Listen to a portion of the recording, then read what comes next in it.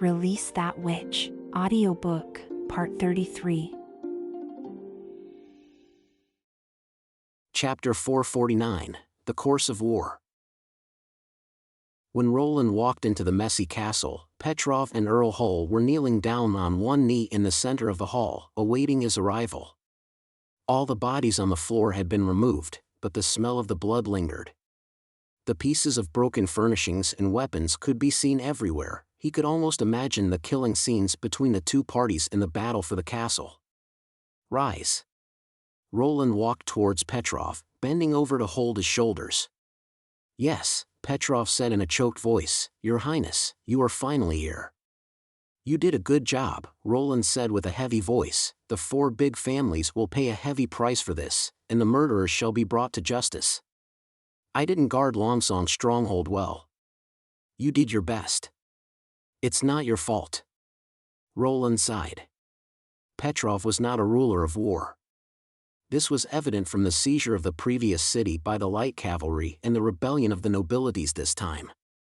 He was good at managing the territory, proficient in trading, and skilled in capturing opportunities, but he was not a Machiavellian.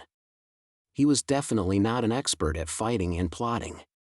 If it wasn't for the Second Army that was stationed in the castle in accordance with the emergency measure, he wouldn't have been able to hold more than 2 days. However, that did not mean Petrov Hull was not a good manager. If he was not good at war, he should be assigned to a territory without any war. Roland preferred operators with a business mind to those with fighting talents. I believe there must have been an inducement for this riot. Roland looked at everyone around him. This is a downright conspiracy. The enemy seeks to subvert the order of Western region in order to obtain benefits that don't belong to them. The scene quieted down. Everyone, including both the armed soldiers of the First Army and the wounded knights behind Petrov, had their gazes on His Highness. They have committed a felony for this, murdering the nobility and killing the civilians. After the war, we'll see that many people have lost their families, and many houses will have been looted. But their conspiracy didn't succeed in the end. It was your unyielding resistance that prevented Stronghold from falling into a greater tragedy. Your performance was heroic and your willpower was laudable. The knights slightly lifted their chests without realizing it. However, the war isn't over yet. These rebels are fleeing in panic, and it's time for us to seek our revenge. I swear no matter where the enemies are hiding, they won't escape the coming trial, be it in the territories of the 4 families, or King's City. Roland paused and said categorically, the culprits who caused the rebellion are bound to be punished too. The blood you shed will not be in vain. Long live, Your Highness. Petrov and Earl Hull knelt down once again. Long live, Your Highness. The surviving knights and soldiers of the Second Army also began to kneel. Soon, everyone was kneeling on one knee with their upper body upright, right hand on the chest, shouting the slogan in unison. Long live, Your Highness. After comforting the people at the scene, Roland summoned Petrov, Vanner, Brian, and Iron Axe into the study on the 3rd floor of the castle, which was the only place that had not been invaded. All the furnishings were basically intact. Roland knew that he would probably have to spend the next few days there. The first thing he had to do was to understand the situation regarding the battlefield within the city. He looked at Iron Axe, and the latter reported immediately, the witches have seized back the northern gate and the eastern gate which was once occupied by the 4 families. The First Army is eliminating the rebels within the city under Miss Sylvie's guidance. The order of the city should be restored by tomorrow morning. What about the casualties? A total of 6 people were injured so far, and all of them are from the Rifle Battalion, but they've been treated and cured by Miss Nana. What about the Second Army? Has it been counted? Not yet. But according to the latest news, there are more casualties. Brian hesitated. Both of the platoons sent to support the city wall have been defeated, and they haven't been gathered so far. Out of the 50 soldiers who were sent to defend the castle, 11 were killed, and almost none of the soldiers patrolling on the city wall survived. Roland nodded. The militancy of this era was not as high, enabling the 100 people to persist for 2 days. The defensive party tended to have the bigger advantages, especially when the enemy lacked effective assault weapons. If the other party wasn't using firearms, the Lord's castle could not be broken through with only the flesh and blood of the mercenary and guards. This was fully taken into account during the design of this building to prevent enemy attack. At this thought, he instructed Iron Axe, "Show me some of the rebels' firearms." Roland was really concerned about the new hot weapons of this era. Although this day was expected to come sooner or later since the birth of the snow powder, the development speed of Timothy really surprised him. Iron Axe carried out the order quickly. Only several minutes later, a few tube-like weapons of different lengths and shapes were carried into the study by soldiers. After seeing the actual objects, Roland quickly understood why the enemies could build the weapons in a fairly short time. These long tubes could not be called flintlock in the sense that they had no trigger and percussion device, and they were nothing more than metal tubes with a hole at each end. It was deeper at one end for loading gunpowder and bullets and had a needle-like hole at the end for ignition. The other end was shallower and could be used as the handle after inserting a bamboo stick or a wooden pole. It was very similar to the prototype of the flintlock, structure-wise. The loading process of this primitive fire lance was the same as that of the flintlock, but the launch was more troublesome. It required a gunman to hold the wooden pole under his armpit and ignite the gunpowder with the hand on the other side. Due to the limitation caused by the holding position, it was impossible to aim accurately and could only be roughly pointed straight ahead while shooting. But it was still undoubtedly a hot weapon. Putting aside all the inconveniences, its launch principle was completely consistent with the flintlock. Its barrel and projectile were almost the same as those of the ladders, so the power was far greater than crossbow bolts. If shot, the armor of knights would not hold the attack. Timothy's efforts on the customization could obviously be seen from the unique look of each fire lance. Some were made of rolled steel with clear thumping traces left on the body of the pipe, while some were molded by wrought copper and looked smooth. Considering they were simply testing products to assist the four families, the firearms used by Timothy himself should be better. However, even the best fire lance was merely a fire lance. The King's City had no chance of winning as soon as the launch of the spring attack began. They would be unable to face the Western Region Army armed with revolving rifles, bolt rifles, and HMGs, heavy machine gun. Roland shifted his gaze back to the four of them and said, "The First Army will be recovering the suburban territories of Longsong Stronghold one by one from tomorrow onwards. Any nobility who resists can be put to death on the spot. I hope the entire Western region will be unified after this week." "Yes, Your Highness." The four of them answered in unison. Chapter 450, Old Friends. René Med had been trapped in the basement of the Elk's mansion for half a month. He thought he could have stopped Jacques, but he hadn't expected his elder brother to make the first move. "Here's your lunch. Hope you enjoy it." Sean, the long-faced steward, brought a plate of sticky food to the cell. What was on the plate looked like a mixture of oatmeal and vegetables, and the portion was only palm-sized. "Set me free, you dumbass." René threw the food on the floor. Holding the cell bars, he shouted, "Jacques is a dumbass too. He has no idea what he's doing. It's not too late to let me out." The steward shook his head regretfully, took out a handkerchief and cleaned up his dirty shoes. "If I were you, I would have eaten that food instead of spoiling it. The Earl told me to bring you food once a day all this week, to let you save some strength." "Damn it. Haven't you heard what I said?"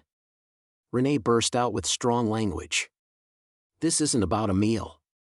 If Jacques doesn't stop, he'll destroy the Elk family. For my father's sake, open this cage." Seemingly, the steward was moved by what René said in the end. As he was just about to leave, he stopped. "Your father? I think if he were still alive, he would have expelled you from this house." He then turned around and looked at René, expressionless. "Master, you seem to have forgotten that it was Roland Wimbledon who killed the Earl of the Elk family. On the other hand, the Honeysuckle family has not only gone over to Prince Roland's side, but also assisted him in suppressing the other four families. At this moment, your elder brother is trying to correct this mistake, yet you're scared to death. How can you be a qualified knight this way? It's not for you to judge whether I'm a qualified knight, Renee said angrily. In the past 3 years, while I was defeating the demonic beasts in Hermes' defensive line, Jacques was busy enjoying wine and women in the king's city. Do you think it's out of bravery that he decided to attack the honeysuckle family? Don't be ridiculous. He's only blinded by profit. Sean sighed. Even if you're the younger brother of my Lord Jacques, you should show him some basic respect. After all, he is both an earl and the head of the Elk family. After this, the steward ignored Renee and left the basement along the stairs. When the door was closed, the basement returned to silence. Damn it! The second son of the Elk family smashed his fist down onto the floor forcefully. Since the beginning of winter, Jacques had begun to visit the other families more often. Renee didn't pay much attention to it at first. After all, he wasn't interested in managing his family. Besides, when he was taken captive by His Royal Highness the first time, Jacques refused to pay the ransom, and it was Petrov who offered him a helping hand and got him released from prison. Since then, the relationship between the two brothers had fallen to the freezing point. Even so, Renee didn't plan to fight with his brother about who would be head of the household. When he heard the news about the construction of Border Town, he even considered going to the town and serving Prince Roland by becoming an official guarding knight. But afterwards, there were some changes in the situation. During a private feast held in the Elk Mansion, Renee heard that the 4 families were planning to unite and fight together against Longsong's stronghold. That night, Renee rushed into Jacques' study and confronted him, but Jacques wasn't happy about it and threw him out. Thinking about it overnight, Renee decided to tell Petrov the news and lead his patrolmen to stop Jacques. Unexpectedly, his breakfast was poisoned by Jacques. When Renee woke up, he found himself in prison. Since then, despite his yelling and threatening, he hadn't yet earned himself a chance to meet with Jacques. Every day, he could only judge time by looking at the brightness of a louver in the basement corner, and the only person he had seen was Jacques' personal steward. Grr. With this lengthy growl coming from his stomach, he realized that he was hungry. Taking a glimpse at the scattered food on the floor, Renee turned his head and lay back onto the pile of straw on the floor. I'd better go to sleep. I won't feel hungry once I fall asleep. The moment Renee closed his eyes, a series of footsteps resounded in the basement. Could it be Jacques coming? He instantly hopped off the pile of straw and rushed to the bars. With the help of the dim light from the louver, he saw a small and slim figure. Obviously, that couldn't be the arrogant Earl. Brother, are you okay? When the person arrived at the cell, he found it was Aurelia, the 3rd daughter of the Elk family. How did you get in? Jacques wasn't around, and those servants couldn't stop me. Aurelia saw the oatmeal on the floor and said incredulously, Is this what they are serving you? This is outrageous. Wait a moment. I'll tell the kitchen to cook something else for you. Jacques isn't home? What his sister said suddenly saddened Renee, and he almost forgot about his hunger. Where did he go? I've no idea. He left 2 days ago, Aurelia shook her head and said, along with most of the house guards. Otherwise, I couldn't have come here. Damn it. Renee was disappointed. Jacques left 2 days ago, and today is the 3rd day. Even if I can get out now, I'm afraid it's already too late. Brother, I heard that Jacques was trying to hurt the honeysuckle family. Is this true? Aurelia looked worried. Will my Lord Petrov be all right? Right. Aurelia has always had a crush on Petrov Hull. Although I've tried to set them up as a couple, it seems my friend Petrov has somebody else in mind. But now nothing can be done. Renee leaned against the bars and sat down, feeling feeble. He knew Jacques fully well. Jacques won't show mercy on the whole family, which would definitely cause Prince Roland to take his rage out on the whole western region. Jacques has spent too much time in the king's city, so he's no idea what he's got himself into. Renee closed his eyes. He couldn't stop thinking about the day when he and his army attacked Border Town. Fires continued blazing in front of his eyes, thunder boomed all around his ears unceasingly, knights in the front rows seemed to be hitting an invisible wall, and their skills, gained through years of training and the courage of fighting for honor, had all lost their effectiveness in the face of the enemy's powerful weapons. From that moment on, René had totally lost the intention of fighting against His Highness ever again. Nobody could defeat His Highness' troops, at least no human beings could. But when Prince Roland gets to know what's happening in Stronghold and decides to sweep through this area, what's the use then if the Elk family gains a lot of profit? This time, Prince Roland may not let go of the four families. What's the matter, brother? Aurelia shook him, but he remained motionless. The Elk family is finished. Just then, some indistinct roars spread through the thick ceiling, and then the floor slightly trembled. It felt as if the mansion was hit by something. Is that what I think it is? René turned around, and saw his sister with the same surprised expression. Then came another dull, yet much clearer, thundering and a series of noises. René could hear panicked shouts from his family's servants coming from somewhere over his head. Could it be Prince Roland's army coming? René was stunned. How's that even possible? What's happening out there? Aurelia stood up. I'll check. Don't. René grabbed her hand. Don't go anywhere. Just wait here. Huh. Listen to me. René swallowed, and said in a tiresome voice, it might be dangerous outside. The roars quieted down before long. Only a few minutes later, a platoon invaded the basement. They wore brown uniforms and held strange, long-handled weapons. At a glance, René realized they were Prince Roland's troops. He felt totally hopeless. He had expected retaliation from His Highness, but not so quickly. Or maybe this is a drama directed and played by Prince Roland himself? Who are you? How dare you break into the Earl's mansion? Aurelia stood up and questioned them. A tall, strong man stepped out of the platoon. With an angular face and a chilling aura around his eyes, he looked as if he was from a different race. Are you the second son of the Elk family, Knight René Med? The guy asked. Since you know who he is, you should retreat. What are you up to? Aurelia said, voice trembling, but still she stood in front of the bars. I'm René. Don't hurt her. She's innocent. René thought he was about to see something unbearable, yet the guy totally ignored Aurelia, and what he said next simply shocked René. I'm Iron Axe, commander of the First Army. His Highness Roland asked me to find you specifically, the guy said in a low voice, and he asked me to tell you that Mr. Petrov wants to see you. Chapter 451, Aspirations. René walked out of the Earl's mansion, squinted instinctively, and took a deep breath. It had been half a month since he last saw daylight and snow. To René's surprise, there were soldiers in uniform everywhere, not shamelessly plundering the mansion, but guarding crossroads in an orderly fashion. A few bloodstains dotted the snowy ground, but there were neither bodies nor scattered clothing around, which meant the soldiers didn't pillage the dead when they cleared the battlefield. What he saw confirmed his supposition that these troops were different from any he'd ever seen. Is Petrov all right? He looked at Iron Axe. How is Long Song Stronghold? Everything is all right. The tall, strong, foreign man spoke very little, but he'd answer as long as René asked. That means Jacques Med's plan didn't work. René was slightly relieved.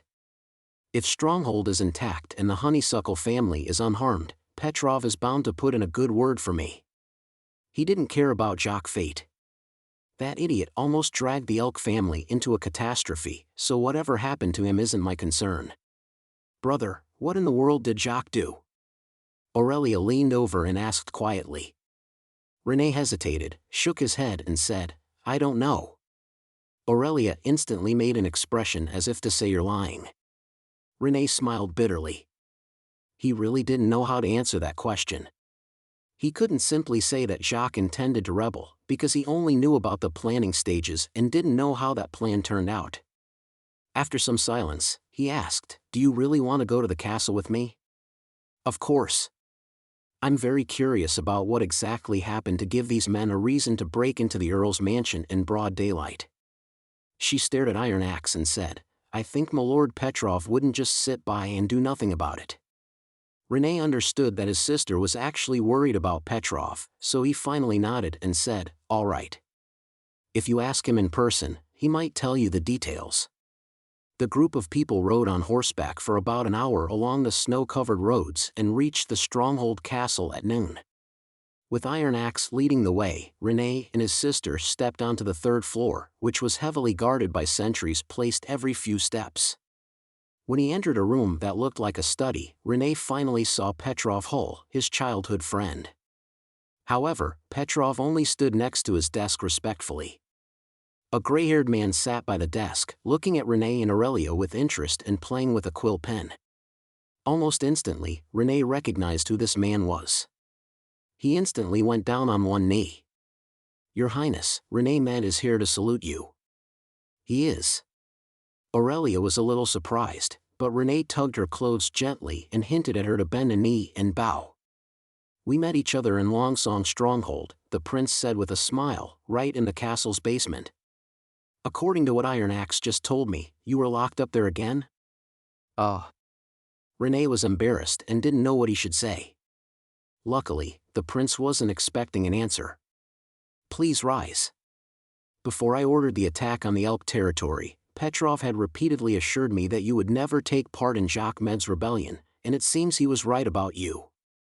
But how did you end up in the basement? Renee cast an appreciative look at Petrov and told the prince what had happened in his family. I see. The prince nodded. It's a shame. If you could have stopped Earl Jacques, Longsong Stronghold wouldn't have gone through this disaster.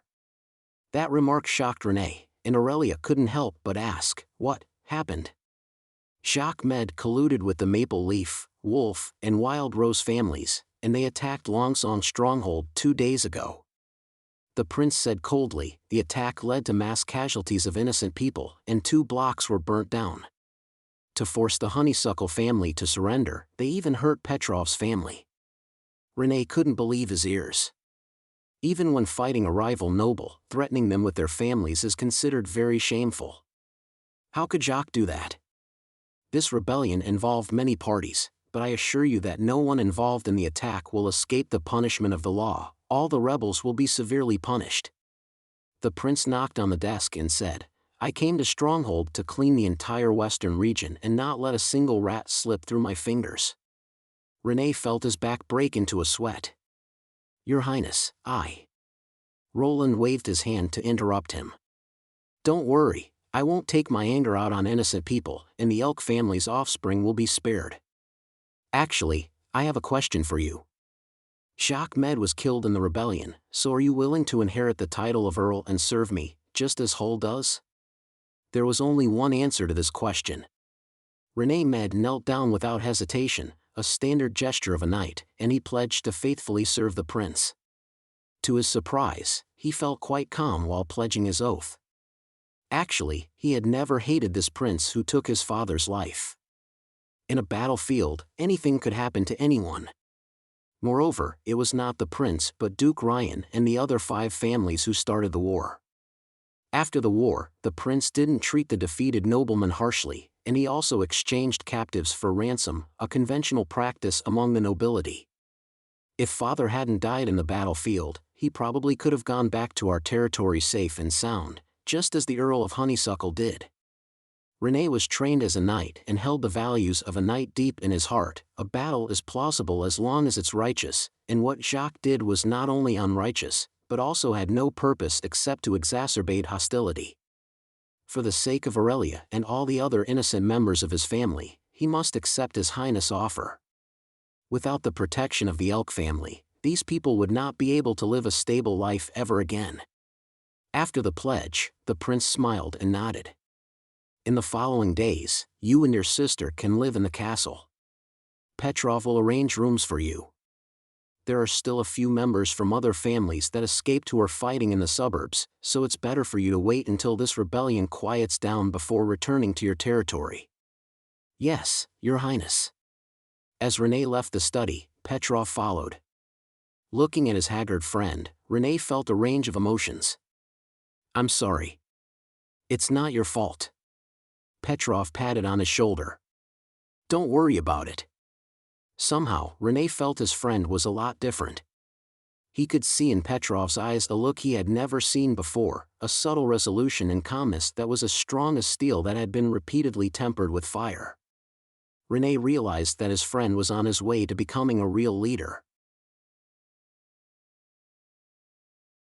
Chapter 452, The Unification. The rebelling nobles were powerless against the First Army, and it only took a round of firing in every confrontation to decide the victor. The First Army didn't even need to change cartridges before their enemies dispersed and ran away with their tails between their legs. Moreover, the enemies usually didn't even put up a fight, and the First Army only had to pursue and capture them.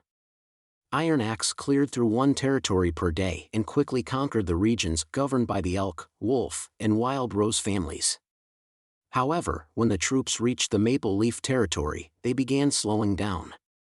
They encountered some unexpected issues. "Damn it. This is no different from Stronghold." Brian stared at the Earl's looming castle and spat angrily. "It's protected by a moat." "Was anyone hurt in the past round of attacks?" asked Iron Axe coldly. "Two unlucky men were wounded, one in the arm and the other in the back while retreating, but it doesn't seem serious," said Brian, frowning. The soldiers were at a great disadvantage because they were shooting upwards from the ground, so even if the enemies only had bows and bolts, they could still contend with us. Iron Axe knew that Brian was right. No one had expected the Earl of the Maple Leaf family to have a castle built like a tower which was supported by mountains and cliffs.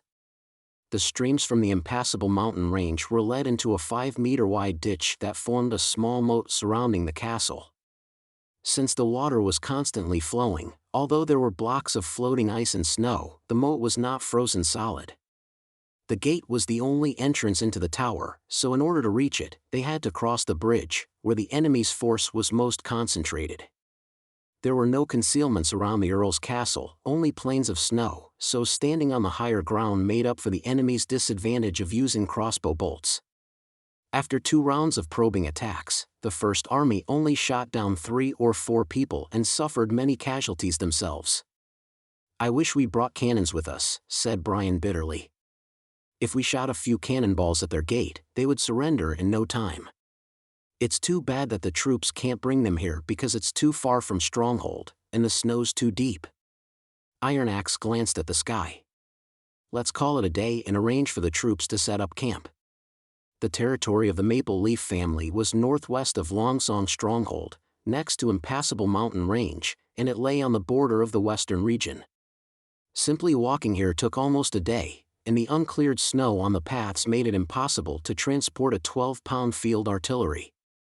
According to reports, the Maple Leaf family barely contributed to the rebellion, and even the Earl himself didn't participate. This meant that their resources and power were all intact and stored in this guarded tower, making it very difficult to deal with without siege weapons. At night, bonfires were lit in the camp's tents. "What should we do tomorrow?" Brian asked, tossing wood into the fire pit. "Order the soldiers to rush against the rain of arrows? As long as we can blast through that damn steel door, they're done for." But the First Army would also lose dozens of soldiers. Iron Axe shook his head and didn't answer. If he were still in the Iron Sand City, he would gladly sacrifice hundreds of soldiers to complete his mission without feeling regretful. However, after he came to the western region, he felt somewhat protective of the soldiers whom he watched improve and whom His Highness Roland put so much effort into. After a long pause, he sighed. "Let's use the witches." Brian was shocked. The witches? Iron Axe didn't want to do this either. He remembered the prince had once told him that a decent army should be able to complete its mission independently at all times. However, this was not important at the moment. In order to reach their goal of uniting the western region in a week and to minimize casualties, he was willing to give up his pride. Also, His Highness also said that a good general accounted for his soldiers' lives. "Send a messenger and tell the prince that we're in trouble and need Miss Maggie's help," he ordered. The next morning, Maggie and Lightning came to the camp. What happened? Cuckoo? Iron Axe coughed and explained his dilemma. The enemies are mainly concentrated at the top of the tower, so rifles can do little damage to them. There's also a steel door blocking the entrance, so the First Army can't get close enough to place explosives. We can only rely on you to open the gates. We've got this, the little girl said, patting her chest. Throwing explosives was a familiar task to them, and they were even trained with the First Army in the small town. Iron Axe nodded and immediately arranged the soldiers to begin the last attack. Even if the explosives didn't have the desired effect, they would at least scare the enemies and give themselves enough time to break through the steel door. Are you fighting as well? Brian watched surprisedly as Iron Axe strapped a rifle to his back and stuffed a few cartridges of bullets into his belt. Rather than say charge for me, say charge with me. Iron Axe smiled. His Highness always said this. When the two men led their soldiers into the charging position, Maggie's figure appeared in the sky. She transformed into a giant beast and charged towards the tower, her claws grabbing a bag of the new explosives. Everyone witnessed this stunning scene and the First Army erupted in cheers, while the side on top of the tower descended into chaos. The mercenaries and guards of the Maple family all turned their crossbow bolts around and began shooting at the beast with no avail.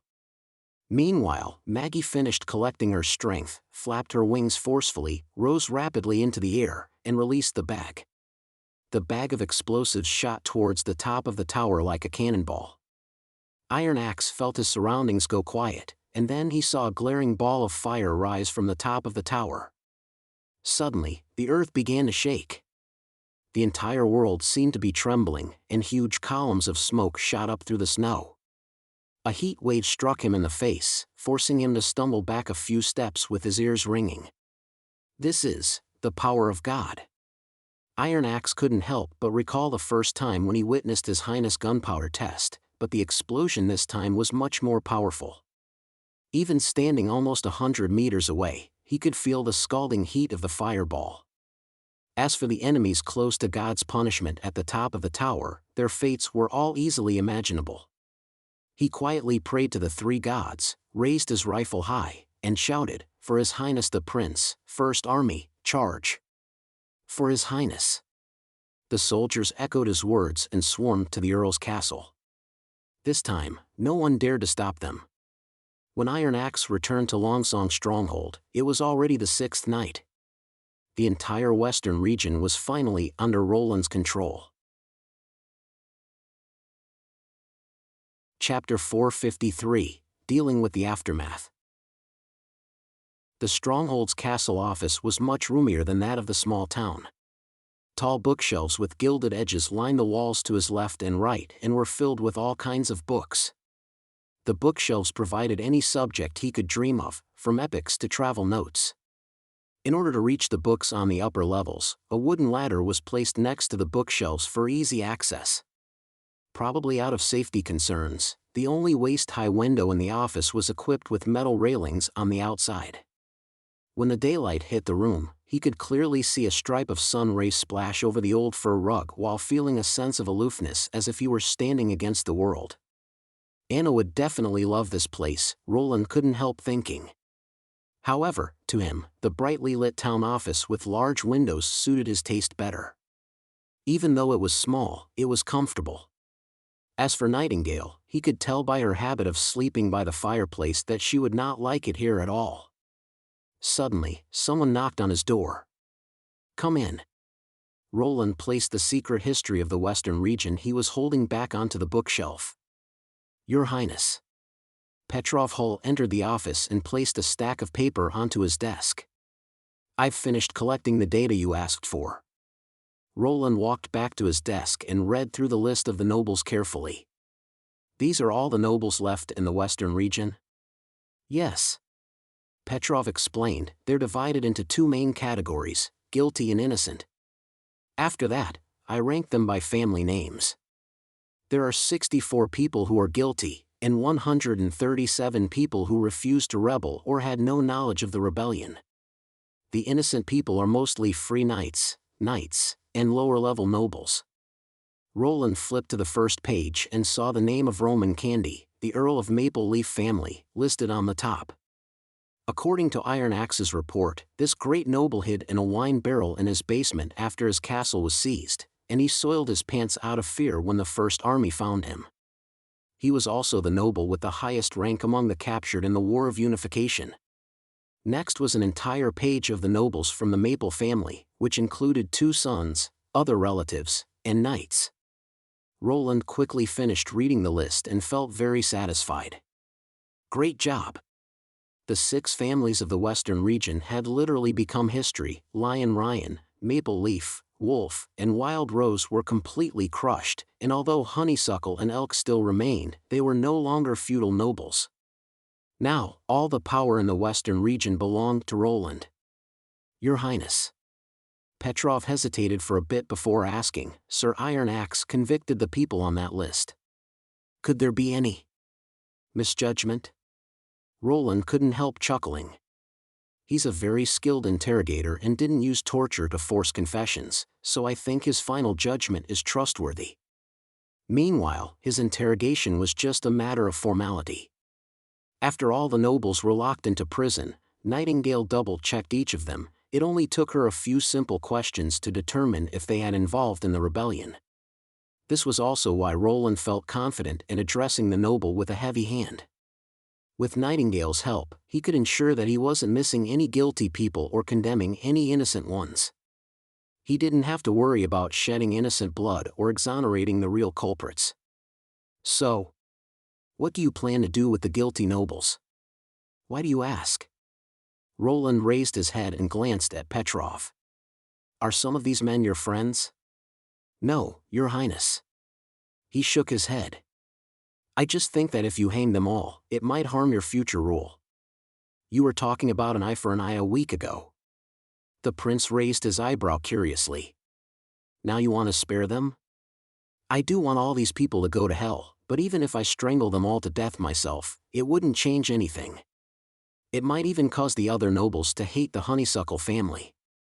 Also, if everyone learns that you've executed the nobles, other cities might resist your rule. After hearing this, Roland was quite surprised. This was the logic of a seasoned politician, who set aside personal emotion while weighing the pros and cons. It seems that this battle hasn't made him hate fighting but actually helped him become mature. It doesn't hurt to tell you this beforehand. He stood up and walked to the window. I'm going to announce everything about this matter to the people and hold an open trial for all the rebels at the square, including the nobilities, guards, squires, and mercenaries, the ringleaders and direct organizers of the rebellion, as well as scoundrels with the people's blood on their hands. They will all be hanged. People who are guilty of following their orders will be stripped of their titles and sent to the North Slope mine. This way, only 5 or 6 noblemen will be hanged. The Earl of the Elk family and the Viscount of the Wolf family died in battles, so those who survived will be trading their titles for their lives. When the message gets out, I don't think anyone will see this as too harsh a punishment. After all, rebelling against the king is a capital offense. Petrov sighed in relief. Your Highness is merciful. When the eldest son of the Honeysuckle family left, Roland felt an unfamiliar feeling of satisfaction. This operation had cleared all the obstacles for him in the Western region, so he could easily make laws and distribute orders throughout this vast land. More importantly, he gained the support from many people and nobles. After the rebels were removed, only supporters would remain. This was especially true for the nobles. After losing their feudal and legislative power, they would have to wholeheartedly follow and spread his policies if they wanted to continue living a comfortable life. Since the nobles had more resources than civilians, it wouldn't take them much thought to figure out how to profit from them. Once they started to gain small profits, they wouldn't ever want to go back to their old lives. After all, these low-level nobles had never gained much from their territories, and sometimes even went into debt if they didn't manage them well.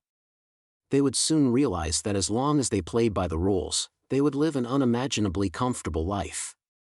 There was no doubt that he had taken a big step toward his city-building plan.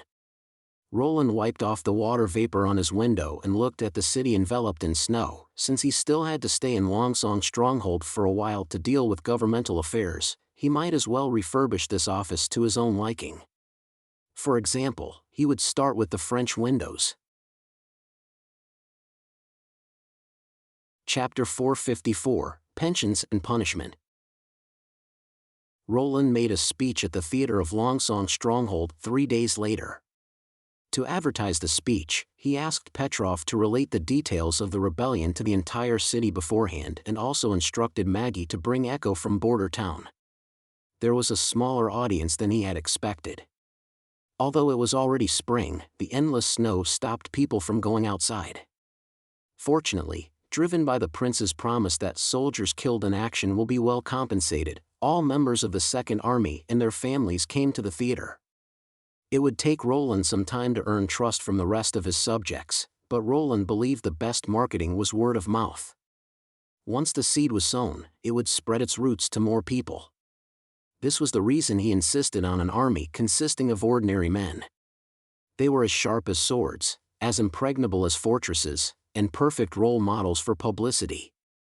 Good morning, my subjects. I'm the Lord of the Western Region, Roland Wimbledon. I believe most of you have already heard my name. Roland surveyed the audience and continued, first of all, I'd like to express my deepest sorrow and grief for those who were injured or lost their lives in the rebellion. This was a conspiracy plotted in King City.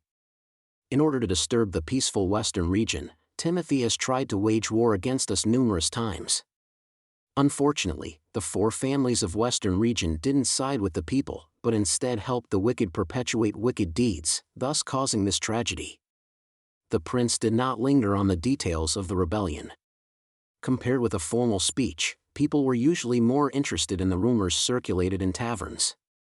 Therefore, he soon switched to the more popular topic of compensation after a brief introduction. During the rebellion, 56 out of 112 soldiers in the Second Army were killed in action. In addition, rebels looted and burned the residences, leading to 48 deaths among civilians and reducing 12 properties to ashes. Roland spoke in a low voice. I hereby apologize to the subjects in Longsong Stronghold. As the lord of the territory, I've failed to fulfill my obligations. The prince's words stirred up the audience, who apparently had never heard any royal family members apologize to civilians. Many of them were shocked and startled, but Roland thought this was the attitude a lord should have. He was not as inscrutably arrogant as other nobles, who always treated civilians with an air of scorn and condescension. History taught him that a ruler would not be truly accepted by his people unless he viewed them as his equals. I promise that those people won't die for nothing. Not only would soldiers killed in battle receive a proper burial, but their families would also receive a pension of 5 gold royals. Plus, they can apply for food and charcoals from the city hall as additional compensation every month in the future.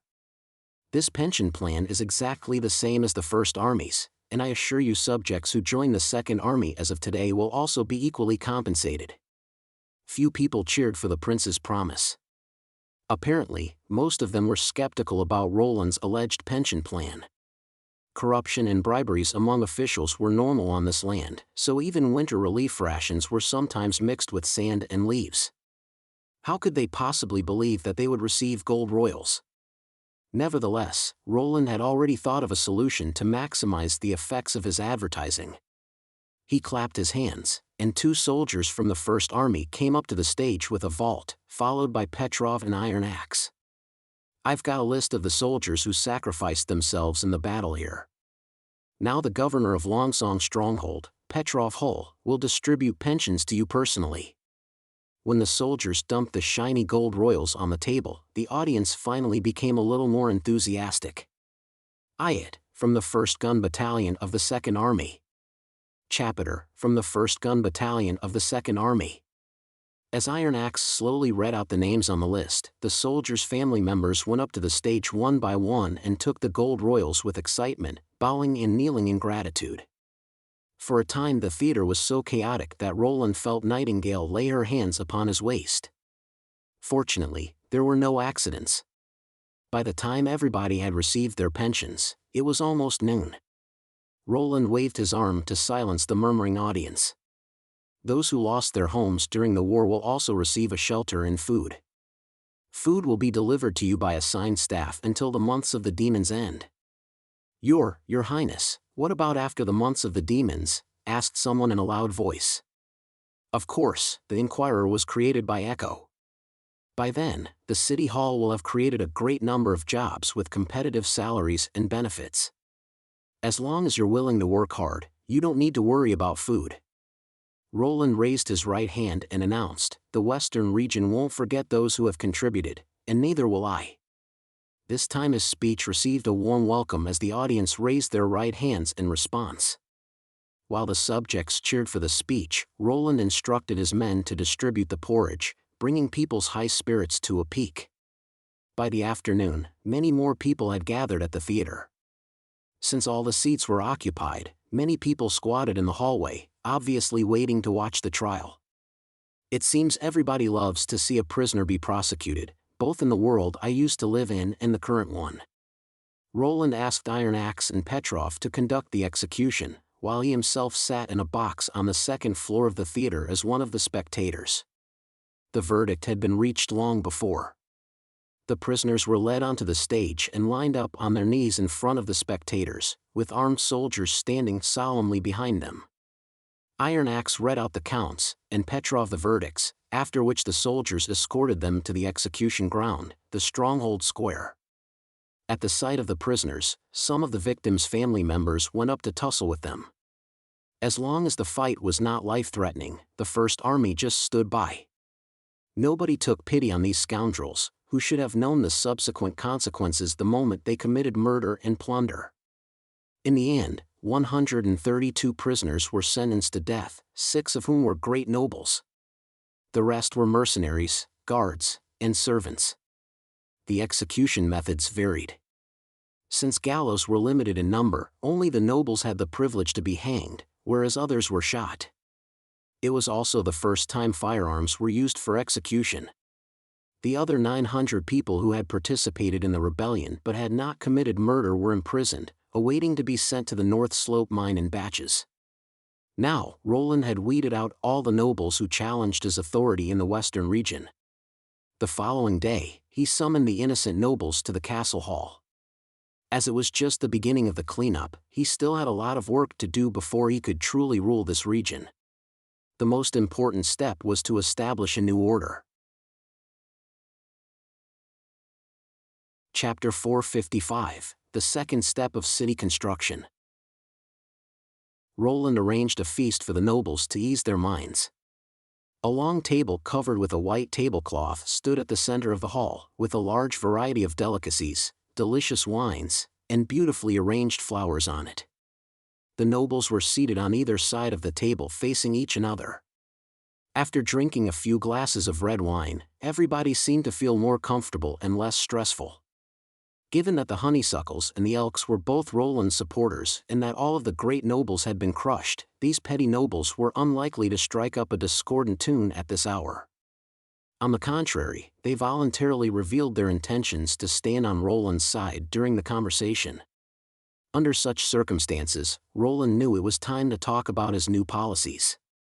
After they all had been fed, he distributed the booklet that was prepared beforehand to each noble. It was the marketing graphic book which he carefully designed and drafted. "Your Highness, what's this?" As he expected, the nobles soon asked in surprise, "Why are the drawings in this book are so lifelike?" "Yes, they look so real. It doesn't look like a picture. No paint can express such delicate colors." They were, no doubt, nobles from the big city, who knew how to properly appreciate artwork. Roland clapped his hands and replied with a smile, "They are indeed illustrated by a painter. The only difference is she's a witch, and the paints she has used are actually her ubiquitous magic power." All of the nobles were startled by these words, not sure whether they should put down the booklet or not. The local church has fallen from power. "What are you worried about?" The prince said, raising his brows, "Witches are no different from us. I've confirmed that myself many times." Petrov almost choked. "Your Highness is right." "Of course Your Highness is correct." "Ha!" The other nobles chimed in, managing to summon up a laugh. Looks like I just said something that contains an unintended meaning. Roland put on a look of indifference and switched the topic while thinking. Ever since he became a prince over a year ago, he had noticed that his ability to remain unflappable amid changes had improved by leaps and bounds, or rather he had become increasingly bold. The point is the story inside it. The drawings are just to make it more readable and interesting. While the nobles were still absorbed in the story, Aurelia, the Elk's girl, looked up abruptly and asked, "Is this the family history of a noble?" "Aurelia," René reminded her while lowering his voice, "you should call the prince your highness." "Correct. He used to be a noble in the western region." Roland gestured René that it was fine and then continued, "Some of you may still remember him." "Your highness." "I know him," answered one knight. "His name is Tigui Pine. We used to be neighbors and his territory used to be adjacent to mine. I also met him once," someone else recalled. "He was just a baron back then. His father was a feudatory of Joe Cole. But since Lord Joe left the western region, his territory has diminished. Viscount Tigui is currently living in Border Town." Roland said, smiling, "The graphic book records how we met, as well as what happened later. As you can see, he's a noble living in a society regulated by the new system. He's now busy practicing flintlock. I expect that right after the months of demons, he'll take his daughter and guards to Misty Forest to have some fun hunting there. As far as I know, ever since he sold his territory to the east of Stronghold and settled down in Border Town, not only has he been promoted to a higher rank, but his properties have increased by several times as well. Fear originated from the unknown. The same held true for changes to the system. As the nobles were ignorant of what impacts all these changes would bring about, they abhorred anything foreign or unfamiliar. In order to reduce their fear and resistance, Roland picked Tigui Pine as a living example and asked Soraya to sketch out his life in a cartoon format. Compared with those dull biographies, cartoons apparently presented the details of the story in a more vivid way. "You may have known that I'm planning to build a city in the western region. In fact, I've been thinking about that for quite a long time. By then, Border Town, Longsong Stronghold, and the narrow land in between will all be consolidated into one," Roland continued. "Someone may ask how the two towns, so distant from each other, can possibly be connected. I have to say that the unification will be confined only to administration. In other words, the new city will be governed by the same laws and policies. This is also the reason I take back nobles' feudal and legislative powers." "Your Highness, but our territories?" somebody asked. "They'll still be yours," he interrupted. "Like I said, you won't lose anything except these two types of power. The very nature of feudalism is to grant lands to others who will then become your subordinates, and thereby expanding your influences, leading lower nobles to defend against enemies and fight for profits for you. However, a professionally trained army will be responsible for city defenses under the new system. As long as you follow the rules, you'll gain far more than you used to. After all, you benefit more from slicing up a bigger cake than sharing a small one." While the nobles were silent, Roland sipped tea before continuing his persuasion. "You've never been to Border Town, so it's perfectly normal that you don't know how much you can actually gain. In fact, the town's revenues for the latter half of the year reached 30,000 gold royals. It could have been 10,000 more if the months of the demons hadn't come so soon." The nobles all gasped out. 30,000? Roland had learned the annual financial situation of Stronghold from Petrov a long time ago. The annual income of the city hall was no more than 30,000, and these petty nobles obviously earned much less than that. 100 gold royals would be a fortune to them. As you'll be administrators of trades of all kinds in the future, you'll certainly be well paid. Roland went on, back to the consolidation matter. Aside from the unification of administration, the two towns will also be closer geographically. For example, it takes me 1 day to travel from Border Town to Longsong Stronghold now. Once the construction of Kingdom Main Street is completed, it'll take less than a day to cover the distance on foot, and half a day by horse or bike, not to mention other faster transportation methods." "What's a bike?" Aurelia questioned curiously.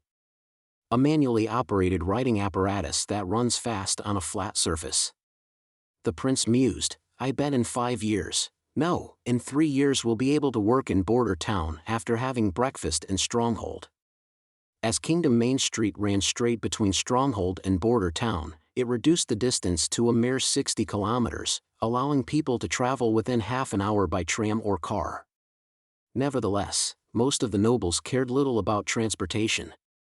The knight who claimed to be Tigui Pine's neighbor asked cautiously, Your Highness, by what you just said, did you mean that you want us to manage Stronghold? Yes and no. Roland shrugged. Like I said, the consolidation of the two towns will be limited only to administration. The Stronghold will become a district of the city, directly administered by the city hall. But considering commuting a day to work still sounds quite unrealistic, for the time being, I'll set up a secondary city hall in Longsong District. It'll operate in the same way as Border Town, with multiple secondary departments under it. You'll work in those secondary departments dealing with local matters. Secondary departments, the nobles echoed, looking bewildered. It isn't simple to manage a town. Although you'll get paid well, it won't be that easy to do your part, Roland said bluntly. Therefore, I need you to come to Border Town with me once we've re-established order here. I want you to see with your own eyes what a well-functioning city hall should look like. With respect to city management, you've got a lot to learn. Chapter 456, The Differences. After explaining the administrative integration plan, Roland raised his cup and took several slow sips while waiting for everyone to process the information. He needed a lot of people in order to maintain the area's daily perimeter patrol. In a time before the general literacy rate improved, he had to rely on the nobles. Most of them had their primary education and they had experience in management. If there was a noble that distinguished himself from the others, he would promote them and place them in charge of a city or territory on behalf of himself. If he was still living in his previous world, this position would be referred to as a governor or a mayor. Several minutes later, Roland brought up the next topic. It was time to crack down on crime. In his idea about the new order, the Black Street organization wasn't needed. Everyone in the city could find work and they didn't need to pillage, so there was no demand for stolen goods. He probably couldn't have accomplished this in a highly developed, modern city with a population in the 10 million range. The oversaturation of minimum wage jobs in the market would create a high unemployment rate. Fortunately, the population of the western region, including Longsong Stronghold and the whole suburban area, was no more than 60 to 70,000 people. Since the major development had yet to start, the townspeople could find work as long as they wanted a job. How much do you know about rats? You mean Black Street rats? Renee Med coughed. I've done business with them before. What kind of business have you done with them? Roland asked with interest. Renee swallowed hard, a little embarrassed. I was the leader of the Raging Fire, and I fought with several rat gangs over territory. Bah! Several people broke into laughter. Roland was astonished. He had never expected that the Earl's second son used to deal with rats. Besides, Raging Fire was such a lackluster name. He started to doubt the legitimacy of Renee being the Earl Med's son. Your Highness, the truth is, Petrov started to explain, several years ago, Black Street forces were running rampant at the dock. Almost every day both civilians and foreign businessmen were killed, and the patrols would turn a blind eye to the matter. Earl Renee couldn't stand it anymore, so he brought in his own guards and a group of people from the refugee camp, and together they drove the rats out of the dock. At the time, he was writing to me daily to keep me updated on the progress of the operation. I was far away at the King's City during that time. In the letter, he told me it was a war that equaled the one against the demonic beasts, so I think. Petrov, that's enough. Renee interrupted, embarrassed. I was bored and just wanted to do something to occupy myself at that time. So that was the reason. It was just the impulsive, yet gallant, actions of a young noble, which was a demonstration of his chivalrous demeanor. Roland believed that the second son of the Elk, who loved fighting as a youth, enjoyed nothing more than to command a group of followers. So, while raging fire was not a real army in the sense, what they fought was indeed a real battle. What of this gang now? I don't know. René scratched the back of his head. After I went to defend Hermes and fight against the real demonic beasts, I stopped all contact. Roland nodded. Actually, I'm going to eradicate all the rats in Stronghold to enable everyone to live a peaceful life. Your Highness, I'm sorry to say this, René hesitated before saying, but that's probably impossible. Why? He frowned. I have the First Army at my side. Are the rats more difficult to deal with than the knights? That's not what I mean. René seemed to be looking for the right words to phrase it. They're weak, timid, and with no weapons or armor. They don't even know any operation tactics. Basically, they're by no means comparable to knights. However, if you execute them as you execute the rebels, that's to say, execute them just because they used to be rats, I'm afraid there won't be many civilians left in Stronghold after the cleanup. You mean? Roland said. Rats and civilians are mixed together, they are one and the same, Your Highness. René replied respectfully, after a particularly bad year, when the months of demons are long, many civilians have to become rats to sustain themselves. That's why most lords turn a blind eye to the existence of Blackstreet. An internal conflict is apparently better than an external riot caused by starvation. Roland's face clouded over. He had never thought about how the rats came into being. What about their organizers? A few of these people are habitual criminals and some of them are supported by the local nobles, but there are also some criminals from other towns. Well, I hope none of you are supporting any rats now, the prince stated while glancing around the long table, sullen expression clear. All the nobles hung their heads in response. The prince sighed, it doesn't matter now. As long as you help with my cleanup plan, I will forgive your past misdeeds. After a pause, he looked at René. I have a task for you. Yes, Your Highness. In the coming month, I will be focusing on cracking down on all of the criminal activities in Stronghold. You should cooperate with the First Army to eliminate all of the Blackstreet gang leaders and completely break down all their organizations. As for the specific methods, I'll send someone to you with instructions. Your Highness, what about the citizens that are depending on them?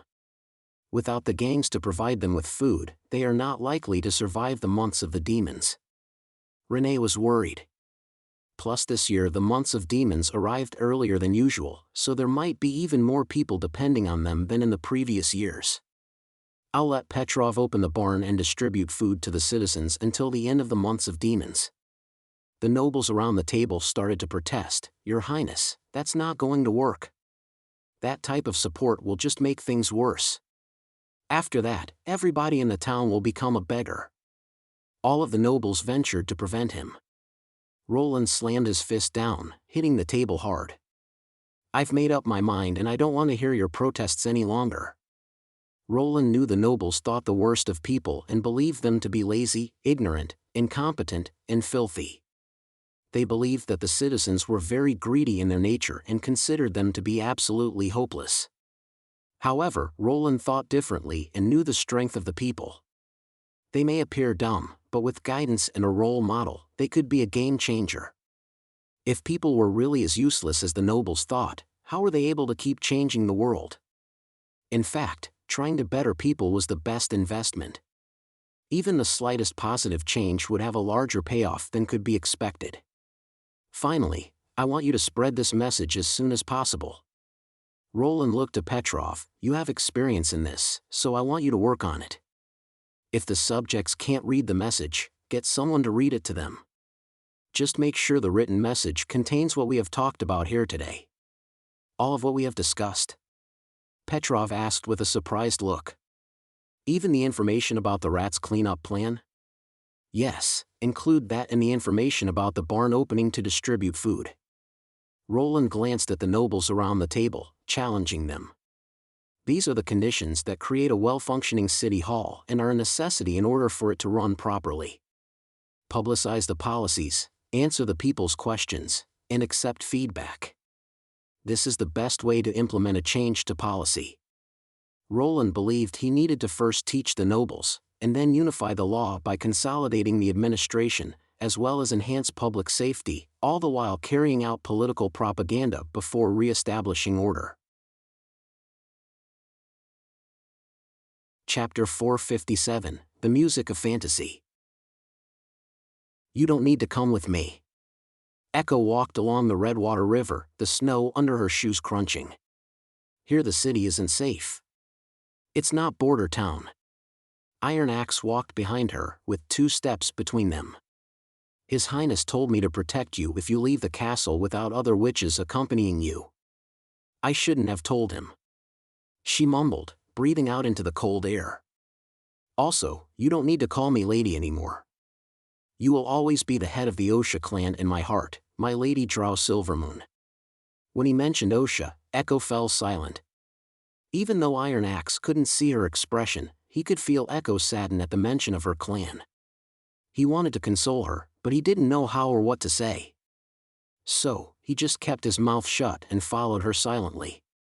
The branch of Redwater River that wound its way through the field outside of the city was different from the one that flowed into the inner city, which was almost a straight line. The river levees on both sides were covered by masonries, stacked, flat, and neat. About every 10 steps, there was an opening with stairways to the river, which allowed the people to get water from the river.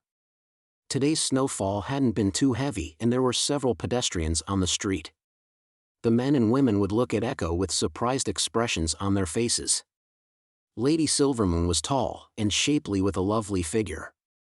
Her beige skin and long blue-gray hair were quite special and eye-catching. In the inland of the Kingdom of Grey Castle, it was seldom that one would see a purebred from the Sand Nation. Let's switch to the other side of the river. Echo obviously wasn't enjoying the attention. Yes. They cautiously stepped on a frozen arch bridge across over the river and then arrived at the eastern zone of Stronghold. There were almost no houses and vast areas of farmland were all covered by snow. What they could see was just limitless flatlands and a dim, black figure of the city wall. This area was in sharp contrast to the western zone of the city. This place is nothing like the Iron Sand City. Echo said.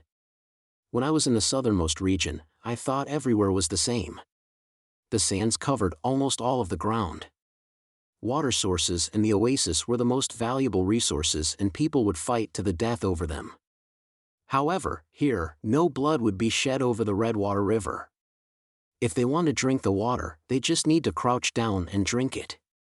However, here they would fight for other things, Iron Axe said seriously, such as gold royals, jewels, honor, status. There's no escape from fights. Really? But Nightingale told me that our prince would end all disputes. She looked up at the cloudy sky. No matter who you are, people of the Sand Nation or people of the Four Kingdoms, ordinary people or witches, you can enjoy equal rights and live a free life. I don't know. Iron Axe hesitated. He couldn't imagine that everyone would throw off all barriers and live together peacefully. He thought that even though His Highness had the power of the gods and he would undoubtedly conquer all of his enemies, it would just be impossible for him to make all of his enemies accept his dominance willingly. Making enemies during the process of conquering was an unavoidable byproduct of battle. Do you want to go back to Iron Sand City? Echo suddenly asked. No, Lady Silvermoon. Iron Axe quickly came to his senses and answered without hesitation. I've sworn to the 3 gods that I'll serve His Highness, Roland Wimbledon forever and help him to expand his territory. Don't worry, my lady. His Highness has promised to seek revenge for you. Please believe in him. When you go back to Iron Sand City, no one will disrespect you. But I don't want to be the head of the Osha clan, she whispered. I'd like to stay somewhere the trees are evergreen. I'd like to stay with Wendy and Nightingale. I'd like His Highness to teach me songs. I hope someday I can go back to have a look, but I don't want to live in the desert and continuously fight for water. Either way, you're the only successor of Osha in my heart. Iron Axe didn't speak his mind fully. Instead, he just looked down and said, no one can force you. They walked across the white field to an open area where Echo stopped. "I'll practice here. I don't think I will disturb anyone." Iron Axe knew that her power was to make various sounds, and she usually practiced in the backyard of the town's castle. But this time, in order to not disturb the important meeting between His Highness and the nobles, she intentionally chose here to practice her power. He nodded and took 2 steps back. "I'll stand guard for you." "Oh, I made a song for our hometown." Echo turned around. "Would you like to hear?" "A song?" Iron Axe was a little surprised. "Yes, I learned to use the arrangement method His Highness taught me. I now mix various instruments sounds together to add a layering effect and build complexity." Echo talked about this with a relaxed expression on her face. "I've tried it, and to my surprise, it worked. I didn't know a song could be so pleasant. Each added tone would add in a distinct feeling. I don't know where His Highness learned this method though. When I was sold to King City, I never heard anything about something like this from any noble." "Prince Roland was always special," said Iron Axe. "He believed the gods favored Roland." "Yes. No one treats witches as sincerely as him." Echo fully agreed with Iron Axe. "However, His Highness gave me really strange and irrelevant names to the mixed performance methods, such as electricity sound and agricultural heavy metal. She shook her head with a smile. "I think only he could think up names like that." Before Iron Axe could reply, she started to sing. When the mixed melody reached his ears, he was shocked and immediately stood, frozen in place. What an amazing tune! It sounded like the sands had gently touched the oasis. It was like a bright fire plum bursting from the earth's depths. At the moment, Iron Axe felt that he had been transported to the desert and was standing under the scorching sun. Is this an illusion? He looked down and found that the snow had disappeared and he was now standing in an oasis. When he looked into the distance, what he could see was only sand. The girl before him kept her eyes closed. Her song resounded through the air as she stood in the shallow water, disturbing its smooth surface. What a breathtaking beauty! Going through sand and dust to seek the traces of the oasis. Your footprints were left in the sea of sand. Your shadow was reflected in the spring. Someday, the oases will become the new deserts, and the deserts will also breed new oases. The only eternal thing is the legend of you. Someday, I'll follow your footprints to find your shadow at the sleepless and wordless moment before dawn." When the song faded out, Iron Axe was back at the snowy Longsong stronghold. It seemed that nothing had happened and that everything he had experienced just now was an illusion. He swallowed hard for a while and then opened his hand. There was a tiny grain of transparent sand shining on his palm. Chapter 458, The Song of Resonance. Roland could not believe what he was hearing. "You said that you saw a vast desert in Echo's song and you've brought back a grain of sand?" Roland asked. His mind was racing. Was this simply an auditory delusion? How, then, could he explain the speck of powder? "I didn't bring it back, Your Highness." Iron Axe put the grain of sand on the desk solemnly. "At the time, it rooted me in place and I never thought of checking whether it was real. This grain of sand just suddenly appeared in my hand. Maybe it was blown by the wind?" It was becoming more and more implausible. Roland thought for a moment and asked, "Did she sing only the one song?" "Some other songs, too. But I couldn't understand." Absorbed in his memory, Iron Axe continued, "It was like a miracle. Back in the southernmost region, if Lady Silvermoon claimed to be the 3 gods' emissary, I would firmly believe her." "Your Highness, is it because she's evolved?" This Iron Sand man of the Majin clan had followed Roland more than a year and now had a much better understanding of witches. "I think so, but it's the first time I've seen such a situation," Roland answered. After some thought, he decided to send for Echo and ask her in person. When Iron Axe left, Roland picked up the grain of sand and looked at it carefully. Was it created by magic power? "I'm not sure," Nightingale's voice came from behind. "There's no trace of magic power in it." This did not necessarily mean that it was not made by magic power. It was a real thing in the real world, like Soraya's pictures. Once created, it would maintain itself without magic power and could not be affected by God's stone of retaliation. Before long, Echo came into the study. Nightingale immediately stepped out of her mist to stand beside Roland. With a smile on her face, she said, "Congratulations." Echo was surprised. "To me?"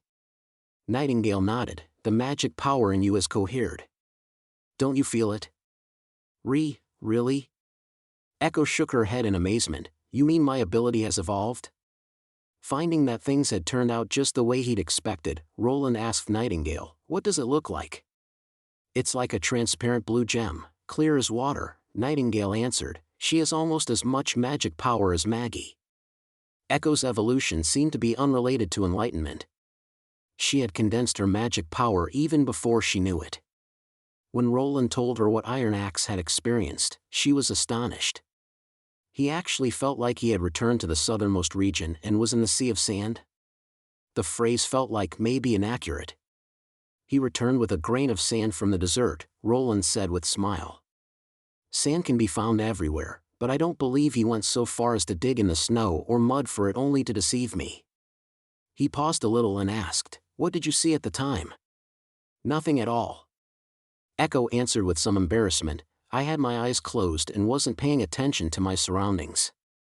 "So how about showing us?" Roland suggested. He propped his hands on his chin, with interest. "Sing the song you created, the one about your hometown." "Here?" "Yes," he said. "Dinner isn't ready for another half hour. It won't disturb anyone." "I want to hear an immersive song, too," Nightingale encouraged. "Ah, fine." Echo took a deep breath and soon a mixed sonata from a distant time resounded in the office. It was a sweet feminine voice, slightly restrained at the start. Maybe it was because she had never sung indoors. As the melody slowly soared, she became thoroughly absorbed in the music. As she was singing, Roland could hear hot winds blowing through green woods. He even felt the temperature increase. He smelled searing sands under a scorching sun. As the song faded out, he lingered lost in the aftertaste. Undoubtedly, this was a wonderful, exotic lyrical song in which a tone-deaf guy like himself could never find fault. However, he'd seen neither desert nor oasis with trickling streams. He sat still in his study the whole time. He glanced at Nightingale, who shook her head. It was apparent that she had not seen any miraculous scene either. Was it because her ability was not effective this time? Roland contemplated, and then asked Echo, "Did you write this song?" "Yes," she nodded. "Now, sing several songs I've taught you." He thought for a moment and decided, "Let everyone come and listen." Soon, the study was crowded with witches. The 3 witches from Sleeping Island had even come, too. They were still holding their cards in hand. Echo was clearly a little nervous, but with the encouragement of Nightingale, she calmed down. She sang all the songs including the gorilla's song. She received warm applause from the witches without exception. After listening to the witches describe their feelings, Roland had a rough understanding of Echo's new ability.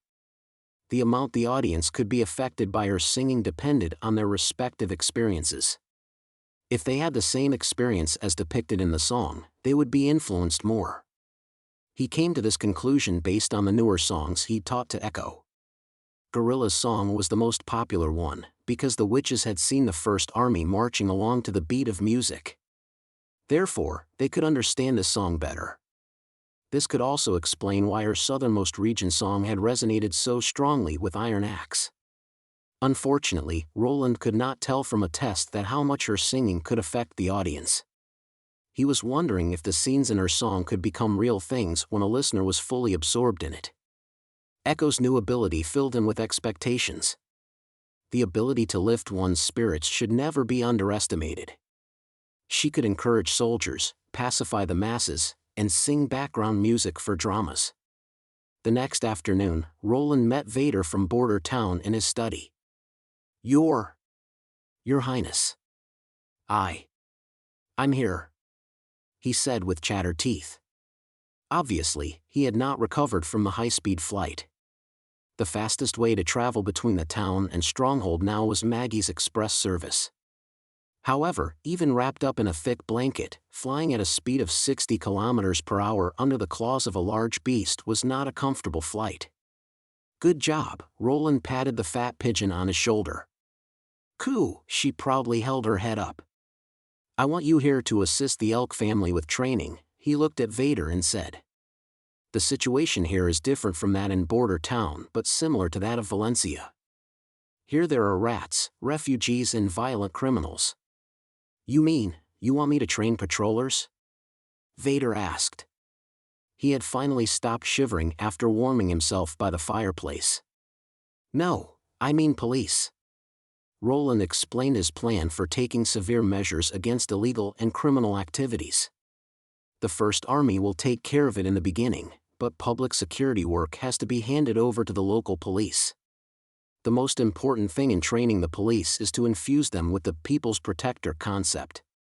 Treat the people warmly, like a spring breeze. And punish the criminals ruthlessly, like thunder. Vader repeated what Roland had said. Yes, the prince said with a smile, I hope you can train them well. Chapter 459, Snaketooth, Part 1. During the months of demons, the streets and lanes in Stronghold were always desolate and the rats here huddled themselves up, hiding in their respective evil territories. They were sharing the food that had been stored in the fall and waiting until a new prey emerged when it would warm up again. This is the way it should have been. Shit, why do I have to struggle through the snowstorm to listen to some damned policy preaching?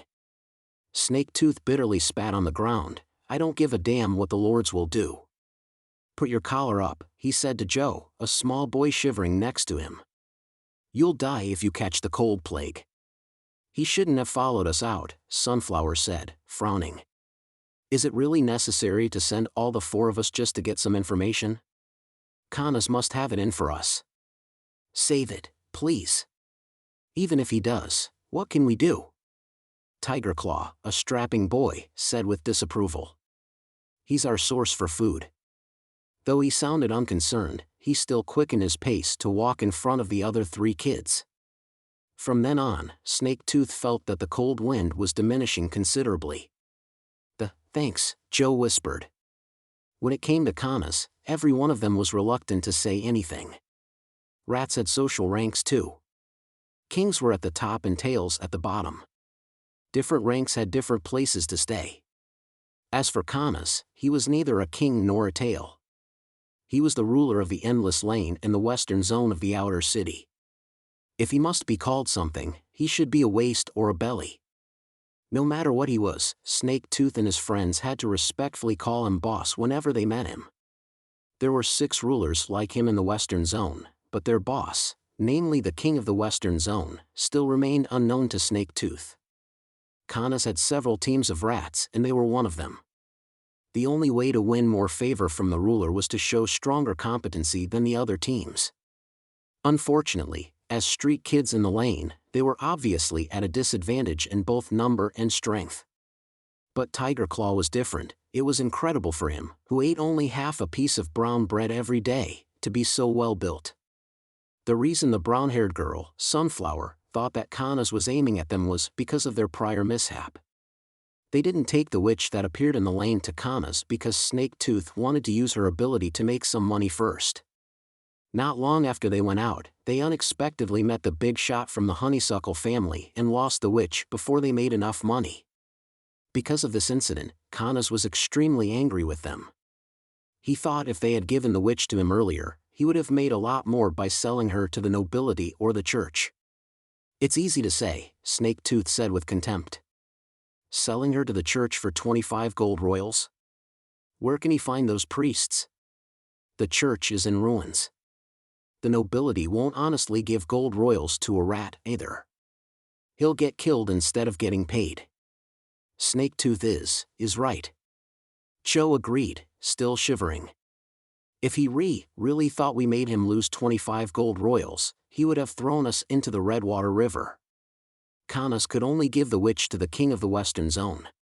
He also needs to protect himself from her magic power and doesn't have any god stones of retaliation. Snaketooth continued, he's just disgusted with us. Stop saying selling. She's paper and one of us. Sunflower gave Snaketooth a painful pinch. You talk about her like she's cargo. She suddenly paused a little here and asked, Hey, did you sell her back then? No, I didn't. He exclaimed. I tried my best to save her, but that person is the lord of the city. Is she all right in Border Town? Tiger Claw sighed. How can she be all right? Sunflower snorted. What's the difference between being played by the prince and being played by the other nobleman? Really, you say that now, but when you actually see the noble's lifestyle, you'll desperately want to be played by them, Snaketooth said and twitched his lips. When they arrived at the square of Stronghold, they were taken by surprise. Several hundred people there surrounded a wooden stage and there was a bonfire. It was such a rare scene on a snowy day. Someone will actually come here to preach, Tiger Claw rasped. What kind of tricks does the nobles want to play? It can't be good news. Snaketooth shrugged. I suppose it's about tax collection or grabbing some able-bodied guys for military service. They've just fought a battle, right? Whatever, it's none of our business. Sunflower said, let's finish this quickly and get home early. Joe, go over to the bonfire and warm yourself. Yeah. Snaketooth walked around the crowd to the edge of the stage. The man on it wore a thick, cotton-padded jacket, a wool hood, and a pair of deer leather gloves. Snaketooth felt warm simply by looking at him. This was so much better than him and his dirty, old clothes. He thought of how great it would be if he had a chance to steal them, but also knew that was just in his imagination. The Elk family label on the man's cloak indicated his identity. A rat could never afford to offend an attendant of the four families. Go with Joe to warm yourselves, I can take care of this here, Snaketooth said to the other two kids. Really? Tiger Claw asked and raised his eyebrow a little. Of course, I've got a good memory. Snaketooth pointed at his head. I remember everything, the words, the people, and the bitter hatred. Pfft, Sunflower scoffed. Listen to you. Since you say so, I'll go. And thanks. Let's go, Tiger Claw. But you'll have to give me more at dinner tonight. We'll see. I don't know if there's any food tonight, she said, throwing her hands up. After they left, Snaketooth patted his cold face to draw his attention back to the wooden stage. The information was useless for a rat tail like himself, but it might mean profitable opportunities for rat bellies and kings. Unfortunately, even if they did make some profits, the tails at the bottom would still get almost nothing. My fellow citizens, here's a joint declaration by the Lord of the Western Region, Prince Roland Wimbledon, Earl of the Honeysuckle Family, Shalafi Hull, and the Lord of Longsong Stronghold, Petrov Hull. The man took a sip of his hot ale and continued to read a piece of parchment in his hand. The City Hall of Longsong Stronghold now opens the grain market to the public. Any citizen who has extra grain at home can sell them in the market freely now. But pay attention please, starting next month, any unauthorized sale of grain will be considered a felony, and only the City Hall has the right to purchase and sell grain. Once someone is arrested for the unauthorized sale of grain, he'll be severely punished. The City Hall also welcomes public tip-offs about this kind of offense, and will reward anyone who offers correct information 25 silver royals. Snaketooth opened his mouth with surprise, for he never expected that he would hear such incredible news. The nobility wants to forbid the private trade of grain. Besides, both the grain purchasing and selling prices offered by the City Hall are extremely low. Who'll sell grain to them at this low price? The grain price in Stronghold has already increased threefold because of the early arrival of this year's months of demons, and it's impossible to drop before the snow ends. If the City Hall sells grain now, no matter how much, the nobility and merchants will buy it all. Did the prince and the city lord never think of this issue? Wait, if they really do forbid private trade in grain, what will happen to us? Snaketooth suddenly shuddered at this thought. Most of the citizens bought most of their grain from rats. Once the policy was carried out and all the grain in the market was bought by the nobility and merchants, it would be a disaster for almost everyone. Chapter 460, Snaketooth, Part 2. Snaketooth never expected that much more unbelievable things were yet to come. The speaker's next announcement rendered him motionless. In 5 days, which is the second week of the first month of spring, the city hall will distribute rations at the square. Everyone can come here to collect 2 bowls of steaming hot oatmeal, one for lunch and one for dinner. Citizens, let's all thank the prince for his generosity. At this, the crowd began to stir. My God, Gail was right, this was really in the notice. Yes, I came just to confirm that. Do my ears deceive me? Free oatmeal every day? Are you coming, too? Don't you have plenty of oats and dried meat at home? It's still 2 free meals. My lord didn't forbid me from coming. Didn't you hear that he said everyone? My lord. Someone suddenly shouted. Is the oatmeal really free? How long will this continue? This was the question on everyone's mind. The crowd quieted and turned to look at the attendant in unison. The attendant waited for the good news to sink in, and then announced calmly, that's right. The oatmeal really is free, and the distribution will continue until the end of the months of demons. Tell all your neighbors and friends about this news, because His Highness will always stay true to his promises.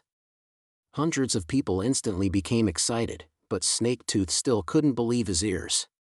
Free food? What does this mean? It means that they can temporarily avoid being threatened by Kanas and starving in the snow. No, not just them, but all rats will be able to easily obtain food. Now, they'll be even more difficult to control. Kanas won't just sit by and let this happen, so what will he do? Send someone to disperse the crowd, disrupt the distribution, or bribe City Hall officials to dump all the oatmeal into the Redwater River? However, Snaketooth also noticed that the announcer kept mentioning His Highness, which meant it was the legendary Prince Roland that gave orders to distribute rations, not the Duke or the 5 families. Will he let these rats roam shamelessly, or will he really be different from the other noblemen? He didn't trust any of the nobility, and the day paper was taken away was still fresh in his mind.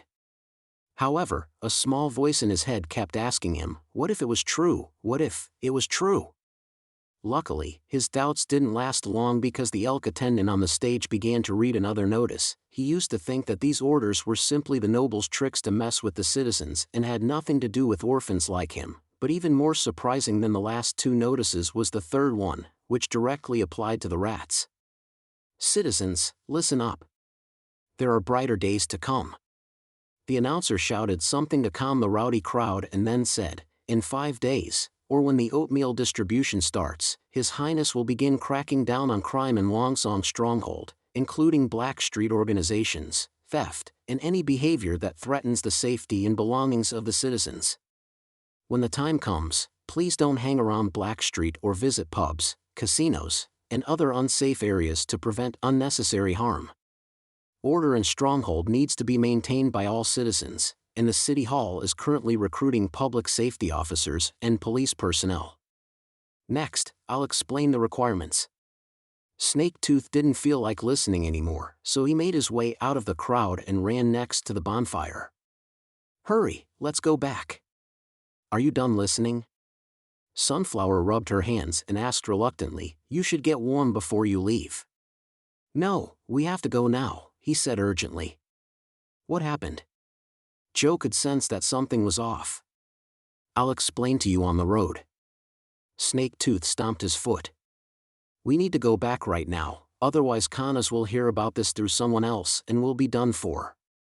The gathering spot for rats in the western zone was a 2-story house buried deep in the endless lane. Kanas was an intimidating one-eyed man, and his temper and methods were just as cruel as his appearance. Snaketooth personally saw him nail someone who was messed up to a wall and then whipped him to death. At the same time, he controlled the food supply of several rat organizations in the area, so no one dared to disrespect him. Snaketooth felt the same way, so he knelt carefully in front of Kanas and told him about the notices. Is the lord of the city targeting us? Kanas asked with a frown, what kind of nonsense is that? It's not the lord of the city, reminded Snaketooth carefully. The announcer was talking about the prince. What the hell do you know? Kana spat. No noble, no matter how important, can do anything in someone else's territory. This Longsong stronghold, not border town or king city, and the lords of the honeysuckles or elks are here, so there's nothing he can do. So what if he's the so-called protector of the western region? Just look at who's sitting in the castle. The king still rules Grey Castle in name, but who cares about his orders? You're right, a girl next to Kana said softly. Not to mention, even if power changes hands, it has nothing to do with us.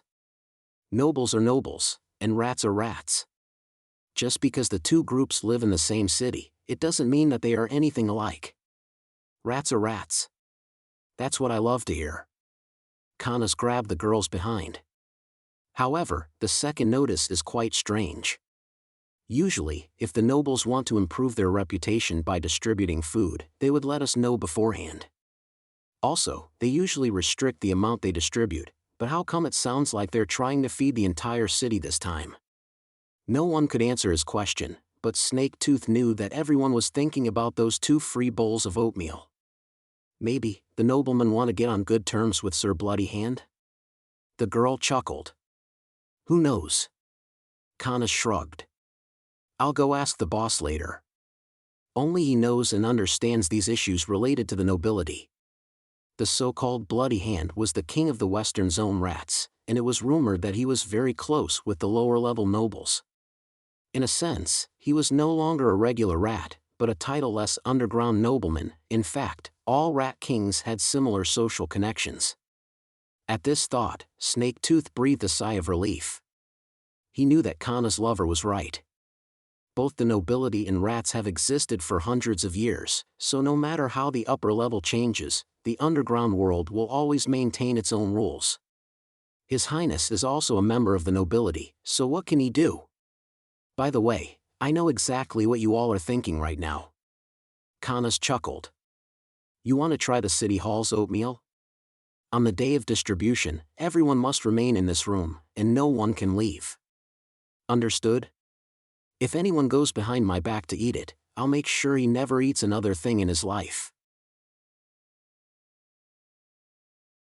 Chapter 461, Respective Beliefs. It was the strangest group of people Renee Med had ever seen. A detailed map of Longsong Stronghold was spread open on the square table in the lobby on the castle's first floor. 6 people surrounded the table, including Commander of the First Army, Iron Axe, Police Chief of Border Town, Vader, the current leader of Raging Fire, Crack, Head of Security Bureau, Nightingale, Dark-Haired Witch, Ashes, and himself, Earl of the Elk family. Renee never expected that he would need the help of rats one day, let alone cooperate with witches. My lords, there are about 7 or 8 different gangs in Stronghold, Crack said, bowing and smiling ingratiatingly. Sickle Gang, situated in the northern outer city, is the largest group with 500 to 600 members, but Nell Gang, in the inner city, is the most powerful. Nell consists mostly of escaped convicts and mercenaries and rarely accepts commoners as its members, and they have more than enough swords and armor, which is why they control the most lucrative area. The eastern city belongs to Dead Flesh Eaters and Vulture Gang, who sell slaves in Dreamland water through the harbor area through extremely cruel means. It's rumored that these 2 rat organizations are backed by the Wolf and Maple Leaf families, but when our Raging Fire totally defeated them a couple years ago, no great nobles stepped up to help them. He said with a tinge of pride. As for the western city, the gangs are much more complicated. Since they are all small gangs, I've only interacted with their leaders. They are. Information about gangs isn't important, so you don't have to go into details. The Talmagene man interrupted. I only want to know if you can take us into the lairs of these underground rats? Ahem, my lord. Crack nodded towards him. A common saying goes, the lairs of rats are riddled with caves and holes. I know the main gathering points of all the gangs, but I don't know every single one of their shelters, especially the hiding places in dried wells and basements, so I can only rely on leaders and cronies to find the specific spots. He's right about that. Renee sighed. If we went face to face with the rats, they wouldn't stand a chance, but it'll be much more difficult to clear them all out. We might have a chance of success if we launch a surprise attack, but now that the notice has been announced, the leaders will all hide away by the time we act. Hide? The dark-haired witch laughed. Unless they hide in Redwater City, if they'll have to stay in Stronghold, there's no way we won't find them here. Yes, you're right. Crack wiped the sweat off his forehead and didn't argue further. The witch named Ashes gave off a terrifying feeling of pressure. Renee had been in battle and fought demonic beasts in Hermes, so he knew what a true warrior should be like. But even soldiers in the Judgment Army, who had faced hundreds of battles, would falter in front of her. She didn't need to make some scary expression because even when she was simply standing, no one could dare to look into her eyes. There was no doubt that she had not only seen blood and slain enemies but also hovered between life and death. That was why she had such a menacing aura.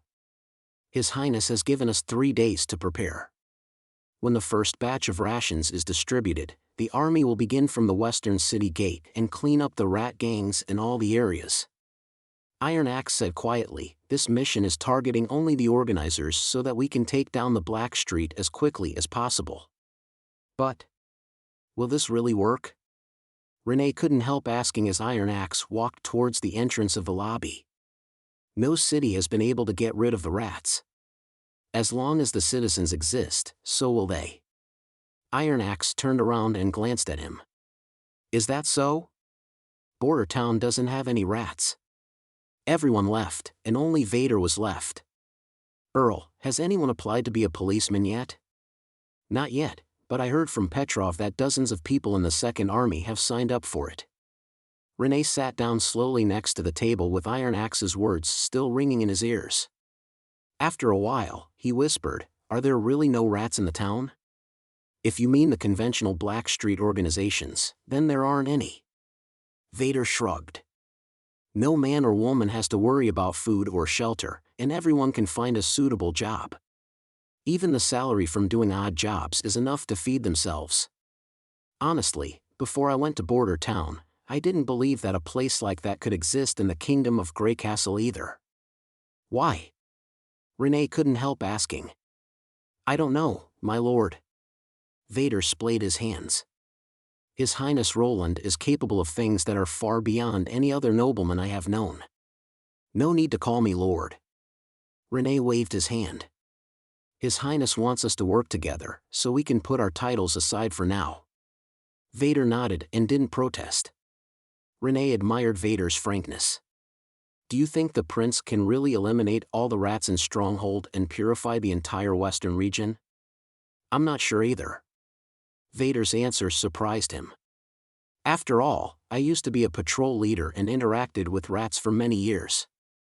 Their existence was like the shadows under the sun, so blunt force might not be that effective. His Highness once said that if he was dealing with a large city with millions of people, he might not be able to take care of everything. But if there were only 10,000 people, he might be able to get rid of these bottom-feeding scums. Basically, he plans to make people realize that it's too risky to become a rat and there are many other better options. 2. Risky? Renee ignored the statement about millions of people because even a city with 10,000 people was already unbelievable. This will take a pretty long time to achieve. That's right, targeting rats or crime can't be done in one day, Vader said and nodded. That's why His Highness Roland established the police force. I told you before that this organization is completely different from a patrol team. It was really different. They reported to the city hall rather than the noble and maintained order in an area rather than conspire with criminals. And most importantly, His Highness told me one more thing. What did he tell you? I actually had the same concerns as you do now, Vader said with a smile, but His Highness asked, so you won't try because it's hard?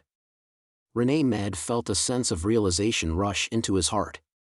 If he did not try because it was hard, he would not have been relentlessly pursuing his knighthood. Although he inherited the title of Earl and felt like he was straying from his desired life, as long as he could continue to fight for the people, he would be still following the path in his heart. Now, this path was becoming even wider. Now, I understand. He took a deep breath. I was just as shocked as you. Vader recalled. But I don't understand what His Highness said next. Did he say anything else? Renee asked excitedly. Ah, ha, Vader said, stroking his chin. He said you'll feel incredibly fulfilled after drinking this bowl of chicken broth. But, what does it have to do with chicken broth? Chapter 462, The Determination. Joe fell ill. He was the second weakest in the group before Paper was kidnapped, and since then he had become the weakest. Joe was fine the night he came back from the square. But the next day, Snaketooth found him lying motionless on the hay, moaning vaguely and with bright red cheeks. He was infected by the cold plague, Sunflower said while touching Joe's head, and his head is burning hot. Will I die? Joe, squinting his eyes, asked softly. No one answered. The cold plague was an extremely stubborn disease, and once contracted, you can only rely on the body to resist the infection. However, people who were physically fit seldom suffered from the cold. Those who were infected were generally weak, so very few patients could survive it. It was essentially a death sentence for rats. I'll go and look for Kanas, said Snaketooth, breaking the silence. What do you want him for? To beg him to give Joe more food. He stood up. I've heard that the chance of survival is greater if the patient is kept warm and adequately fed. He won't give you any food, Tiger Claw shook his head and said. We all know what kind of person he is. Exactly, you may even get beaten up by him, Sunflower said while gathering hay. Rats never feed any useless person. Joe isn't useless. Snaketooth retorted. He can read. Just a few words, and of what use is that to Kanas? He wants people who can steal and rob others. Snaketooth clenched his teeth, turned around and walked towards the manager's room in the endless lane. He had to try even if he would be beaten up by Kanas with a stick. Surprisingly, Kanas was not back yet. You're lucky. When he brought the message back to his companions, Tiger Claw grinned. Or we may have to take care of another one. Sunflower sighed. Each of us will give a portion of our bread to Joe later when it's time for the bread distribution so that he can eat more. However, Snaketooth did not feel lucky at all. He could feel something was not right. It'd only take half an hour to send the message to Bloody Hand. It's understandable that Bloody Hand didn't come back last night due to the discussion of countermeasures, but it's already noon, the discussion should have been finished by now.